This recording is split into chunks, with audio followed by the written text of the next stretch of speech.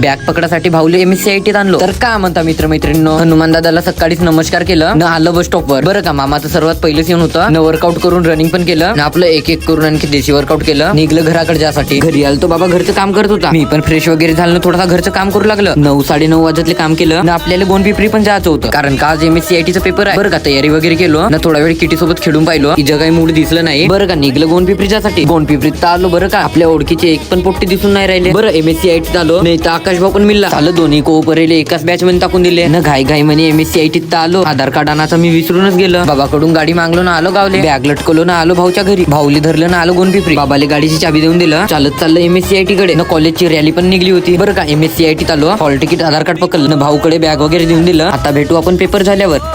मित्रांनो, पेपर ते 1 नंबर गेलं. बरं का, पास होतो का नापास होतो ते नाही सांगू शकत ना. प्रशिक्या पण आलं होतं. कॅमेऱ्याला पाहून एवढं लाजायला लागलं की कुत्रीचं पिल्लं तरी तेवढं नाही लाजत. बरं ते जाऊ दे, चाय वगैरे पेलं. त्याला आन्सर सीट पाहिलं तर थोडासा पागलसच वाटलं कारण का 95% पाहिलं थोडासा पागलसच वाटलं. बरं ते जाऊ दे, बस स्टॉपवर आलं ना. अवी भाऊ काहीतरी सांगत होता. थोडा त्याशी बोललं. तेथून सिद्ध चालत तळ्यावर. भाऊचे फोटोज व्हिडिओ शूट मारून दिलं. सगळं नुकरच चालला.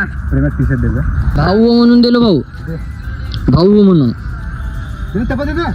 बरं, या दोघांचं वेल पाडणं होतं संपत. बरं, लागल्या हाताला मी पण 1-2 रील शूट मारलो आणि निघलो गावला जासाठी. बरं का मित्रमैत्रिणींनो, आजच्यासाठी इतकं. भेटू पुढच्या ब्लॉग मध्ये. तेव्हापर्यंत बाय बाय.